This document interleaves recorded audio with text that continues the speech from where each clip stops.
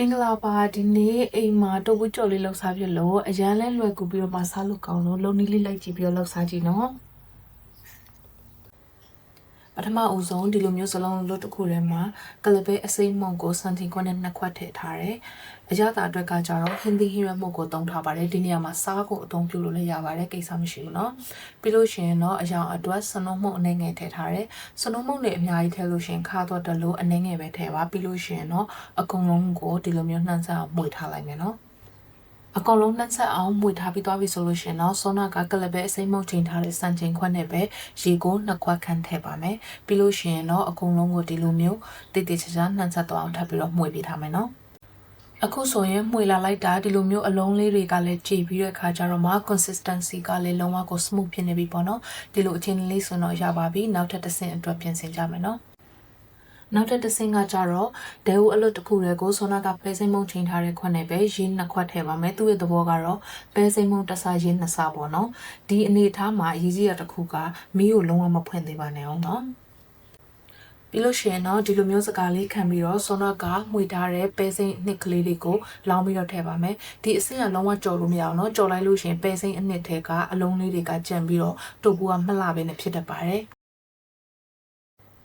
ပြီးလို့ရှိရင်တော့မီးဖွင့်ပြီးတော့စပြီးတော့မှွေပေးလို့ရပါပြီအခုချိန်မှာမမှွေသေးပဲနဲ့ရပါမယ်မီးကစပြီးတော့ပဲတွေကပူလာပြီဆိုလို့ရှိရင်တော့လုံးဝရက်လို့မရအောင်เนาะရက်လိုက်လို့ရှိရင်သူကအိုးလက်ကတ်တတ်တယ်ပြီးတော့အလုံးခဲတွေဖြစ်ပြီးတော့တူပူကလုံးဝမလှပဲနဲ့ဖြစ်တတ်ပါတယ်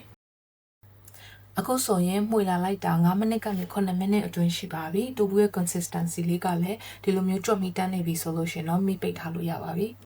ဒါကတော့တူဘူးအေးခံမဲ့ခွက်ကလေးပေါ့နော်သူ့စီလေးတုပ်ပြီးတော့မကတ်အောင်ပြင်ဆင်ထားပါမယ်ဒီနေရာမှာတခုပြောချင်တာကလေတူဘူးကိုမကြိုခင်မှာဒီဟာကိုပြင်ဆင်ထားလိုက်ပါဘာလို့လဲဆိုတော့တူဘူးကမိပိတ်ပြီးပြီဆိုတာနဲ့သူကအခဲမြန်တက်လို့ပါပြီးလို့ရှိရင်တော့စောနာကကြိုထားတဲ့တူဘူးလေးတွေကိုလောင်းထည့်ပြီးမျက်နှာပြင်လေးကိုတိတ်တိတ်ချာချာညှိပြီးတော့အနည်းဆုံး1နာရီခန့်အေးခံထားလိုက်ပါမယ်တူဘူးကိုအေးခံထားတဲ့အချိန်မှာတူဘူးကြော်နဲ့စားဖို့အတွက်အချင်းကိုပြင်ဆင်မယ်နော်ပထမအဦးဆုံးဒဲဝအလွတ်ထဲမှာရေတစ်ခွက်ထည့်ထားမယ်ဒီမှာတော့ကျန်တကတကြားကတခဲကိုတုံးထားပါတယ်ဒီကလို့ကျန်တကတကြားကမရှိဘူးဆိုလို့ရှင်တော့တကြားအညို4ဆုံး5ဆုံး6ဆုံးခန်းကိုအချိုစားနဲ့တလောက်ထည့်လို့ရပါတယ်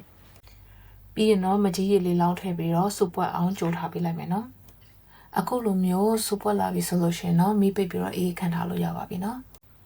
အေးသွားပြီဆိုရင်တော့အခုလိုမျိုးပြင်ဆင်ထားတဲ့စလုံးလေးတွေကိုလောင်းထည့်လိုက်ပါမယ်ပြီးရင်တော့ငံပြားရည်တစ်စုံဟင်းသီးဟင်းရွက်မုံတစ်စုံထည့်လိုက်ပါတယ်ဒီနေရာမှာအချိုမုံစားလို့ရှင်လည်းအချိုမုံကိုထည့်လို့ရပါတယ်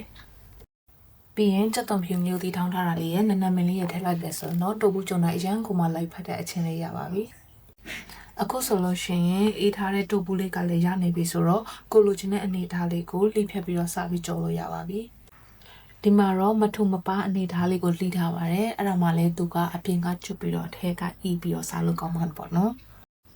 ပြီးရင်တော့ဒီဘိုင်းလေးကိုစီထည့်ပြီးတူဘူးကိုဒီလိုမျိုးတားရလေးတွေပေးပြီးတဲ့အခါကျတော့မှဟိုဘက်ဒီဘက်လှန်ပြီးတော့ရွှေညောင်တန်းလာတဲ့အထိကြော်ထားပေးပါမယ်နော်